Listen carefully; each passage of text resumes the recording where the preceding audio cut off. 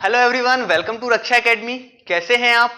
उम्मीद करता हूं सभी लोग अच्छे होंगे, स्वस्थ होंगे और इस समय पढ़ाई लिखाई भी जोरों शोरों से कर रहे होंगे, क्योंकि सभी को प्रीलिम्स एग्जाम निकालना है इस बार जो 11 अप्रैल को होने वाला है। ठीक है, हम पंचायती राज पर बात कर रहे थे। पंचायती राज का अर्थ, उद्भव एवं विकास देखा, फिर पंचायती राज के लिए जो प्रमुख समितियां गठित की गई वो देखी, और लास्ट में 73rd कॉन्स्टिट्यूशनल अमेंडमेंट देखा था। और आज जो हम चर्चा करने वाले हैं वो पैसा अधिनियम 1996 पर हम बात करेंगे। पैसा अधिनियम, PESA, पैसा अधिनियम 1996 ये क्या है और इसका महत्व क्या है, ये सारी चीजें हम देखेंगे। इससे पहले हमने प्रमुख समितियां देखी थी और प्रमुख समितियों के लिए एक ट्रिक देखी थी, BAGS, बैग से यानी कि बलवंत राय मेहता समिति, अशोक मेहता समिति, अशोक मेहता समिति के बाद GVK राव समिति और लास्ट में लक्ष्मी मल सिंघवी समिति। ये एक क्रम है समितियों को याद रखने का, क्योंकि अगर आप क्रम से समितियां याद रखेंगे तो आपको जो सन है वो भी क्रम से याद रहेंगे, और कहीं ना कहीं जो सन पूछे जाते हैं एग्जाम में आप कंफ्यूज हो जाते हैं कि कौन किस सन में कौन सी समिति गठित की गई। तो आप इस टाइप से समितियों को याद रख सकते हैं।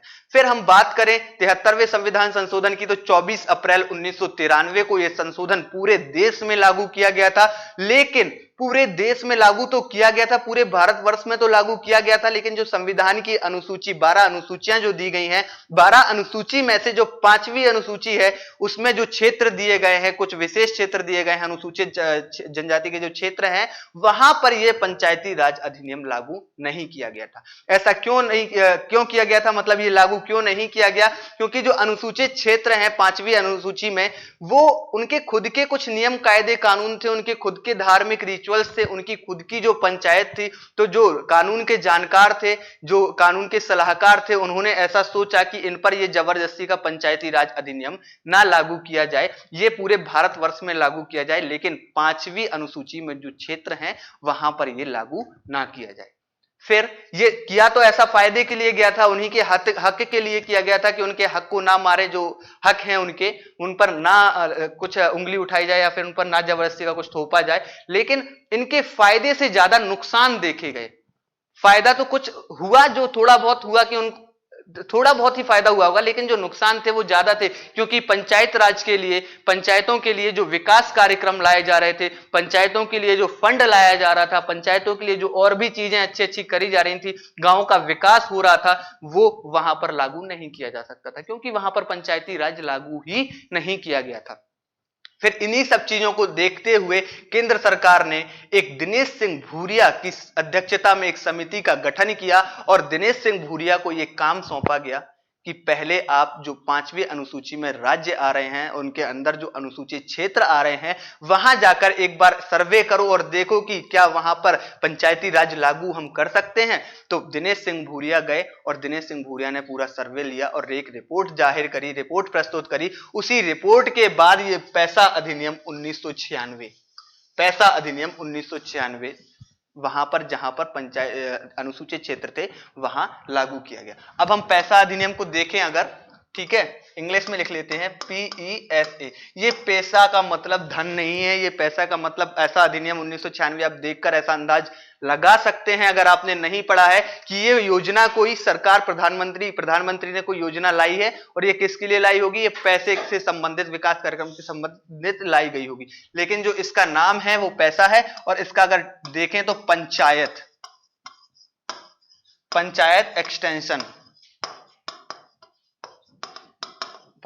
एक्सटेंशन शेड्यूल, और लास्ट में आएगा आपका एरिया। इसका जो पूरा नाम है panchayat extension schedule area act 1996। यानी कि पंचायती राज का अनुसूचित क्षेत्र में विकास करना क्या कहलाता है? पंचायती राज का अनुसूचित क्षेत्र में विकास करना पैसा अधिनियम है। ठीक है, इसका तो मतलब ये हो गया। अब जो यहां पर लिखा हुआ है, ये हमने पहले थोड़ा सा समझ लिया पैसा अधिनियम को। अब जो लिखा हुआ है उसको हम देख लेते हैं। अगर कभी पेशा अधिनियम आ भी गया, आपको लिखने के लिए भी आ गया 2 नंबर में या 3 नंबर में, तो आप कैसे लिखेंगे इसको? भूरिया समिति की सिफारिशों के आधार पर संसद में वर्ष 1996 में पंचायत उपबंध अनुसूचित क्षेत्रों का विस्तार विधेयक प्रस्तुत किया गया। दिसंबर 1996 में दोनों सदनों से पारित होने के उपरांत 24 दिसंबर को राष्ट्रपति की स्वीकृति के पश्चात पैसा अधिनियम अस्तित्व में आया। पैसा अधिनियम से किस टाइप के प्रश्न बनेंगे? पैसा अधिनियम जो लाया गया, इनके लिए जो समिति गठित की गई थी उसके अध्यक्ष कौन थे? दिनेश सिंह भूरिया थे। राष्ट्रपति की स्वीकृति कब मिली? 24 दिसंबर को इस पर राष्ट्रपति की स्वीकृति मिली। पैसा अधिनियम कब लाया गया? तो पैसा अधिनियम जो लाया गया था वो 1996 में लाया गया था। और इसके अलावा एक और चीज, जब 1996 में ये अधिनियम लाया गया और 5वीं अनुसूची में जो 10 राज्य थे, तो क्या 10 के 10 राज्यों में ये एक ही बार में लागू कर दिया गया? बिल्कुल नहीं, ये पहले 8 राज्यों में लागू किया गया था। ये पहले 8 राज्यों में लागू किया गया था, बाद में ये बढ़ाकर 10 राज्यों में लागू कर दिया गया। पहले कितने राज्यों में लागू किया गया था? ये पहले 8 राज्यों में लागू किया गया था, फिर 10 में लाया गया। और इसके जो ऑब्जेक्टिव निकल सकते हैं, इससे जो प्रश्न बन सकते हैं, वो हमने देखे कि 1996 में लाया गया। 24 दिसंबर को राष्ट्रपति ने इस पर अपनी अनुमति दी। दिनेश सिंह भूरिया समिति की अध्यक्षता में ये गठित की गई थी, एक दिनेश सिंह भूरिया की अध्यक्षता में एक समिति। तो इस टाइप से इसमें प्रश्न बनेंगे। ठीक है, अब हम देखेंगे मध्य प्रदेश में पंचायती राज। ये पैसा अधिनियम देख लिया और बात करते हैं मध्य प्रदेश में पंचायती राज, जो कि यूनिट 5 का टॉपिक है। इससे आपके प्रश्न बनेंगे। पहले भारत में पंचायती राज देखा था, अब मध्य प्रदेश में पंचायती राज देखेंगे और इससे रिलेटेड जितने भी फैक्ट और क्वेश्चंस होंगे वो हम कवर करने वाले हैं। और हाँ, रक्षा एकेडमी का जो कोर्स चल रहा है एप्लीकेशन के ऊपर, आप एक बार उसको जाकर जरूर देखें, क्योंकि उस कोर्स में आपको लगभग 1070 वीडियोस तुरंत के तुरंत मिल जाएंगे, जो प्रीलिम्स के लिए भी हैं, जो मेंस के लिए भी हैं। पहले आप रक्षा एकेडमी का कोर्स देखें, इसके बाद अगर आप कंपेयर करना चाहते हैं तो आप अदर एकेडमीज के वीडियोस देखें और देखें कितने number of videos Raksha Academy ने दिए हैं, कितने number of PDF notes Raksha Academy ने दिए हैं, कितने number of test Raksha Academy के एप्लीकेशंस पर हैं। लगभग 51 टेस्ट, लगभग 450 नोट्स, लगभग 1070 वीडियोस और मात्र कितने रुपए में? अभी ऑफर प्राइस चल रहा है, इसलिए 9,999 में। जैसे ही ऑफर खत्म होगा इसकी कीमत आपकी 15,000 रुपए हो जाएगी। तो अब ये आपके ऊपर डिपेंड करता है, आप ग्रैब करना चाहते हो, आप लेना चाहते हो या नहीं लेना चाहते हो। इसके साथ साथ एक टेस्ट सीरीज भी चल रही है। सिर्फ टेस्ट सीरीज भी अगर आप लेना चाहते हैं तो टेस्ट सीरीज भी आप देख लीजिएगा। उसमें 51 टेस्ट अपडेट हो गए हैं, यूनिट वाइज टेस्ट है। लगभग 150 टेस्ट आपको एक टेस्ट सीरीज में दिए जाएंगे, जिसमें कुछ आपके एफएलटीज भी रहने वाली है। अब बात करते हैं मध्य प्रदेश में पंचायती राज की। 73rd कॉन्स्टिट्यूशनल अमेंडमेंट लागू करने वाला पहला राज्य मध्य प्रदेश ही था। कौन सा था? पहला राज्य मध्य प्रदेश ही था। 29 दिसंबर 1993 को राज्य विधानसभा में मध्य प्रदेश पंचायती राज विधेयक प्रस्तुत किया गया। राज्य विधानसभा में विधेयक कब प्रस्तुत किया गया? 29 दिसंबर 1993 को पहली बार कब विधेयक प्रस्तुत किया गया? 29 दिसंबर 1993 को मध्य प्रदेश पंचायती राज अधिनियम विधेयक प्रस्तुत किया गया। 30 दिसंबर 1993 को यह पारित हुआ। पहले विधेयक प्रस्तुत किया जाता है, जरूरी नहीं है कि सेम डेट पर ही पारित हो जाए, हो सकता है कुछ समय ले, हो सकता है अगले दिन ही पारित किया जाए। तो 29 दिसंबर को पेश किया गया था या प्रस्तुत किया गया था और 30 दिसंबर को 1993 को यह पारित कर दिया गया। फिर आगे देखते हैं, 24 जनवरी 1994 को राज्यपाल की स्वीकृति प्राप्त हुई। कोई भी विधेयक देश में तब लागू होता है जब उस पर राष्ट्रपति की स्वीकृति मिल जाती है, और कोई भी विधेयक प्रदेश में या स्टेट में तब लागू होता है जब उस पर राज्यपाल की स्वीकृति मिल जाती है। तो अगर बात करें मध्य प्रदेश में पंचायती राज की, तो 24 जनवरी 1994 को राज्यपाल ने स्वीकृति दी थी और इसके तुरंत बाद अगले ही दिन 25 जनवरी 1994 को मध्य प्रदेश में प्रथम बार प्रवृत्त हुआ या प्रथम बार लागू हुआ। कब हुआ था? 25 जनवरी 1993। ये डेट आप याद रखना, ये डेट आपसे पूछी जा सकती है। पंचायती राज दिवस कब मनाया जाता है ये मैं बता चुका हूं, तो आप कमेंट करके बताओ पंचायती राज दिवस कब मनाया जाता है। 25 जनवरी 1994 को मध्य प्रदेश में पंचायती राज लागू किया गया। कब किया गया? 25 जनवरी 1994। रट लो इस डेट को, क्योंकि डेट्स आपको रटना ही पड़ेंगी और इस डेट से भी आपके क्वेश्चंस बन सकते हैं। बन क्या सकते हैं? बनेंगे। 25 जनवरी 1994। जो चीज सरल होती है उसको सरल सोचकर छोड़ मत दिया करो। क्योंकि कई बार सरल चीज ही, कई बार क्या, अधिकतर आप लोग अगर एग्जाम में चीजें गलत करके आते हैं तो कठिन वाली चीज सही करके आओगे, और जो सरल चीज होगी उसी को गलत करके आते हो, क्योंकि सरल चीजों को आप हल्के में ले लेते हो कि ये हमसे बनती है। जब एग्जाम में आते हैं और एग्जाम प्रेशर के चक्कर में वो चीज आप भूल जाते हो। इसीलिए सरल चीजों पर भी ध्यान दो और कठिन चीजों पर भी ध्यान दो। 25 जनवरी 1994 को यह प्रथम बार प्रवृत्त हुआ। मध्य प्रदेश में त्रिस्तरीय पंचायती राज व्यवस्था स्वीकार की गई। मध्य प्रदेश में कैसी पंचायती राज व्यवस्था स्वीकार की गई? त्रिस्तरीय पंचायती राज व्यवस्था। अब मैंने लिखा त्रिस्तरीय पंचायती राज व्यवस्था, और आप बोलोगे कि जो बलवंत राय मेहता का जो मॉडल था वो तो त्रिस्तरीय था। हाँ, बिल्कुल त्रिस्तरीय था, और हमने इधर पर यह बात इसलिए मेंशन करी क्योंकि जब 73वां संविधान संशोधन विधेयक लाया गया था तो उसमें एक ये बात भी थी कि जहां की जनसंख्या 20 लाख से कम है वहां पर मध्यवर्ती स्तर या मंडल समिति की स्थापना या पंचायत समिति की स्थापना करना आवश्यक नहीं है।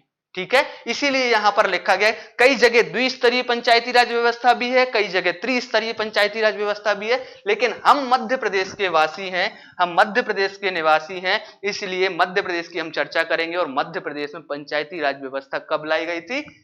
25 जनवरी 1994 में लाई गई थी। और कैसी पंचायती राज व्यवस्था है? त्रिस्तरीय पंचायती राज व्यवस्था को स्वीकार किया गया है। मध्य प्रदेश में कुल 22,816, अब गांव की संख्या बढ़ गई है, 23,000 कुछ हो गई है, इसको आप एक बार अपडेट कर लीजिएगा। और मध्य प्रदेश में कुल जनपद पंचायतें कितनी हैं? मध्य प्रदेश में कुल 313 जनपद पंचायतें हैं। मध्य प्रदेश में कुल कितनी जनपद पंचायत हैं? मध्य प्रदेश में कुल 313 जनपद पंचायतें हैं। इतने इजी क्वेश्चन शायद ना आए। कुल जिला पंचायत कितनी है? 52 जिला पंचायतें हैं। ये जरूरी है डाटा लिखना, नहीं तो आप बोलोगे कि आपने ये चीज छोड़ दी, वो चीज छोड़ दी। जहां से प्रश्न बन सकता है वो मेन आपका ये है कि प्रथम बार प्रवृत्त कब हुआ, या फिर राज्यपाल की स्वीकृति कब मिली, ये भी आपसे पूछ सकते हैं। 24 जनवरी, और प्रथम बार प्रवृत्त कब हुआ? तो 25 जनवरी 1994। ठीक है, मध्य प्रदेश 73वां संविधान संशोधन लागू करने वाला प्रथम राज्य है। मध्य प्रदेश क्या है? 73वां संविधान संशोधन लागू करने वाला प्रथम राज्य है। ये आपसे पूछ सकते हैं कि 73वां संविधान संशोधन लागू करने वाला प्रथम राज्य कौन सा है, तो आपको इसका सही उत्तर क्या लगाना है? मध्य प्रदेश लगाना है। ठीक है, और अगला लिखा हुआ है 10वां फैक्ट लिखा है, पंचायतों को राज्य शासन से वित्त उपलब्ध कराने हेतु मध्य प्रदेश वित्त आयोग का गठन प्रत्येक 5 वर्ष में किया जाता है। पंचायतों को वित्त, यानी कि पंचायतों को जो योजनाओं के लिए पैसों की जरूरत पड़ती है उसके लिए जो वित्त आयोग का गठन किया जाता है वो प्रत्येक कितने वर्षों में किया जाता है? प्रत्येक 5 वर्षों में किया जाता है। कितने वर्षों में किया जाता है? प्रत्येक 5 वर्षों में किया जाता है। अगला लिखा हुआ है 14 जून 1994 को। ये डेट्स आपको याद रखनी है। 14 जून 1994 को मध्य प्रदेश में प्रथम बार वित्त आयोग का गठन किया गया। मध्य प्रदेश में प्रथम बार वित्त आयोग का गठन कब किया गया? 14 जून 1994 को। कब किया गया? 14 जून 1994। वित्त आयोग का गठन कब किया गया? 14 जून 1994 को। आप 1994 की ये ईयर याद रख लेना।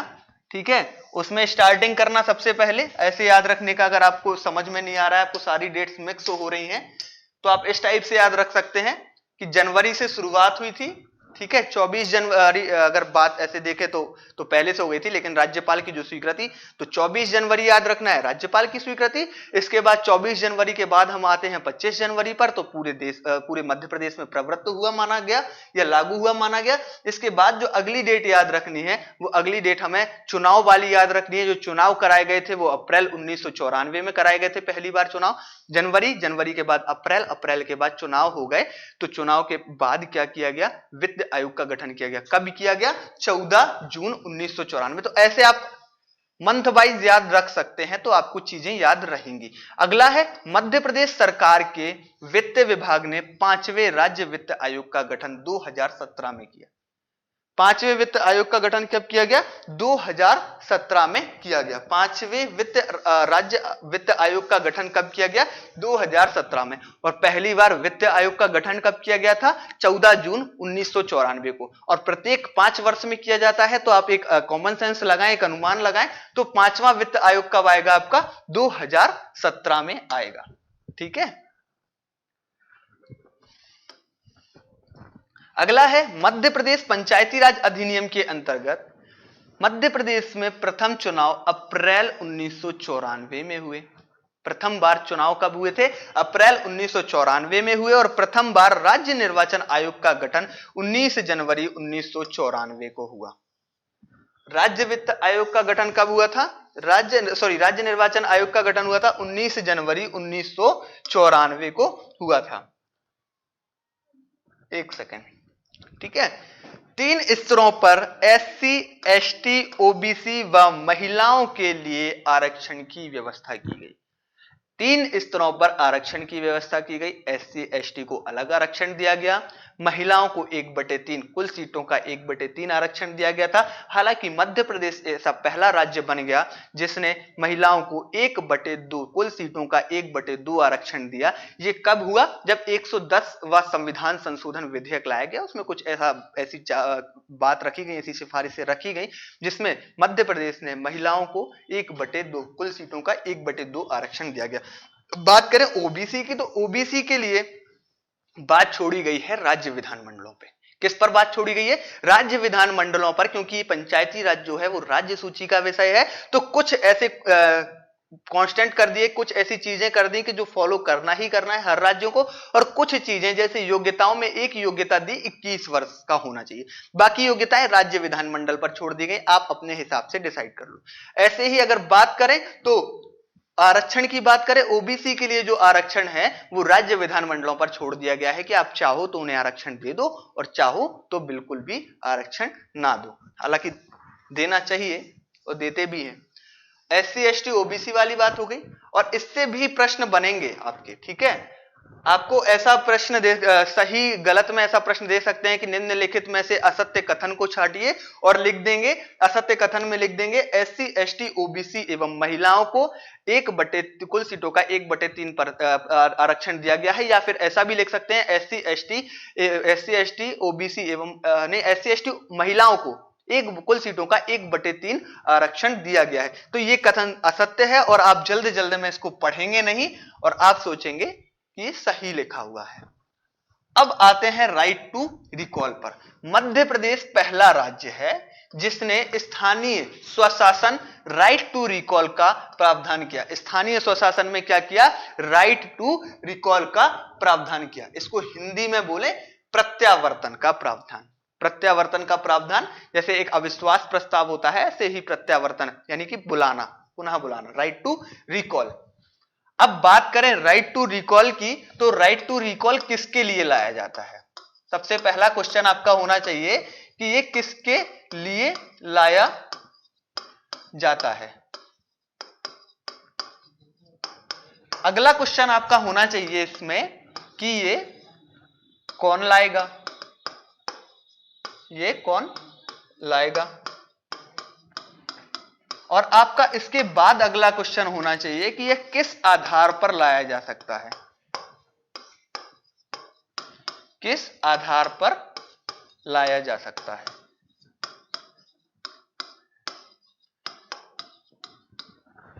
क्वेश्चन मार्क लगा लीजिएगा। अब लिखा हुआ है किसके लिए लाया जाता है, तो किसके लिए लाया जाता है? ये पंच और सरपंचों के लिए लाया जाता है। किसके लिए लाया जाता है? राइट टू रिकॉल का प्रावधान किसके लिए है? पंच और सरपंचों के लिए है। राइट टू रिकॉल कौन लाएगा? तो ये लाएंगे अगर ऐसा बोल सकते हैं कि संबंधित क्षेत्रों के मतदाता। संबंधित क्षेत्र के मतदाता हमने इसलिए बोला क्योंकि अगर सरपंच के लिए है तो पूरे ग्राम सभा के मतदाता लाएंगे, और अगर हम बात करें पंचों के लिए है तो पंचों के लिए उस वार्ड के मतदाता लेकर आएंगे। फिर आधार क्या होना चाहिए? अगर पंच सरपंच दोनों भी संबंधित क्षेत्र के लोगों को ऐसा लगता है कि सरपंच या जो पंच है वो अपने दायित्वों का निर्वहन करने में पूर्णतः असफल हो रहा है, वो अपने दायित्वों का निर्वहन नहीं कर रहा है, वो काम अच्छे से नहीं कर रहा है, तो उस आधार पर लाया जाएगा। अब लाया भी कैसे जाएगा? ऐसा नहीं है कि बोल दिया कि प्रत्यावर्तन करना है तो प्रत्यावर्तन के प्रावधान के तहत वो प्रत्यावर्तन हो जाएगा, नहीं। उसके लिए अगर पंच की बात करें तो उस वार्ड के 1/3 मतदाताओं का जो समूह होगा वो एक लेटर लिखेगा, लिखित, उस पर हस्ताक्षर होंगे, एक लिखित पत्र होगा जिस पर हस्ताक्षर होंगे, एक सक्षम अधिकारी यानी कि गांव का जो सक्षम अधिकारी होगा या फिर बाहर का जो अधिकारी होगा, एसडीओ अगर हम बात करें, ठीक है, सब डिविजनल ऑफिसर, उसको वो लेटर दिया जाएगा। हम बात करें अगर सरपंच की तो पूरे ग्राम सभा के मतदाताओं का 1/3 समूह लिखेगा वो लेटर, और कहां लेकर जाएगा? वो एसडीओ के पास लेकर जाएगा। फिर एसडीओ का क्या काम बनेगा? एसडीओ उसको, उस लेटर को तुरंत के तुरंत देखेगा, समझेगा और उसके बाद गुप्त मतदान की व्यवस्था करेगा। अगर गुप्त मतदान में पूरे गांव का 1/2 यानी कि साधारण बहुमत की हम बात करें, 1/2 से अधिक लोग ऐसा मतदान करते हैं, प्रत्यावर्तन के समर्थन में मतदान करते हैं, तो वो पंच या सरपंच जिसके लिए भी राइट टू रिकॉल होगा वो तुरंत के तुरंत अपना पद छोड़ देगा, वो तुरंत के तुरंत अपने पद से मुक्त हो जाएगा, हट जाएगा, ठीक है।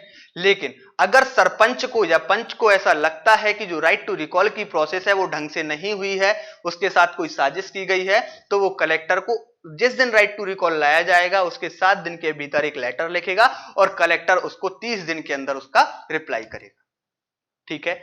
अब राइट टू रिकॉल किसके लिए नहीं लाया जा सकता है, किस आधार पर तो हो गया, किसके लिए नहीं लाया जाता है? तो राइट टू रिकॉल पहली बात उपसरपंच के लिए नहीं लाया जाएगा, एक सेकेंड,